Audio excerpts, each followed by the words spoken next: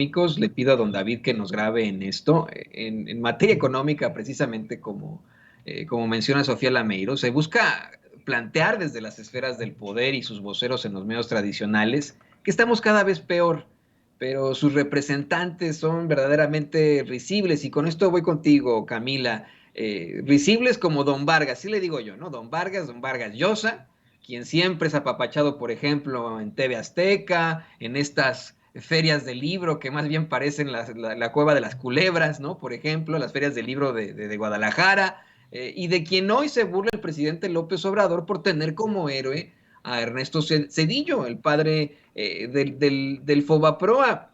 ¿Qué podemos esperar en materia económica? ¿Seguirán con la especulación? ¿Seguirán buscando plantear que México está peor que Haití? Pues es terrible cómo tenemos una oposición pues, abiertamente irresponsable, ¿no? O sea, se les han presentado datos en las conferencias mañaneras, lo vimos hoy, ¿no? Todas estas estadísticas que nos muestran cómo vamos mejor en temas de empleo, cómo ha aumentado el salario mínimo como no había aumentado antes, ¿no? Cómo está resistiendo el peso como desde hace muchos años no sucedía en contra de la depreciación, ¿no? Sacan estas estadísticas, por ejemplo, desde, pues algunas desde Zedillo, algunas desde Vicente Fox, ¿no? De cómo ha ido el tipo de cambio y la verdad es que nunca habíamos tenido un tipo de cambio tan estable, ¿no? Como ha estado con la cuarta transformación, ¿no? Entonces, bueno, yo no me basaría, ¿no? En lo que dice Vargas Llosa, pues personaje, ¿no? Que ha sido muy controversial por las posturas políticas que ha tomado, ¿no?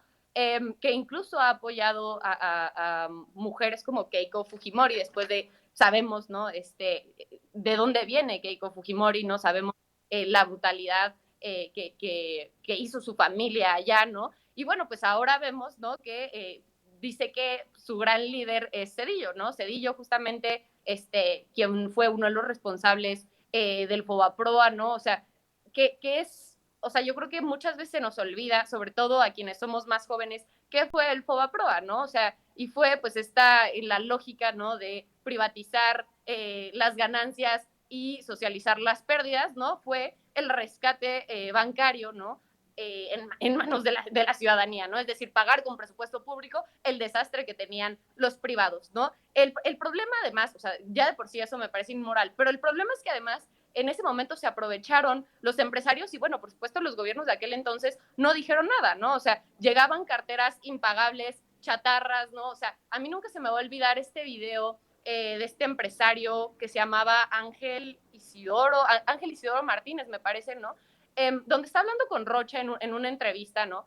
Y entonces empieza a contar, ¿no? Que tiene abierto un proceso de investigación porque hubo una empresa o bueno, más bien, desde el banco le prestaron a una empresa dinero, ¿no? Para que pagara unos aviones que no existieron, ¿no? O sea, aviones que no existían. Y bueno, entonces le pregunta el periodista, oye, pero ¿de quién era esa empresa que pagó los aviones? Y dice, pues era nuestra, ¿no?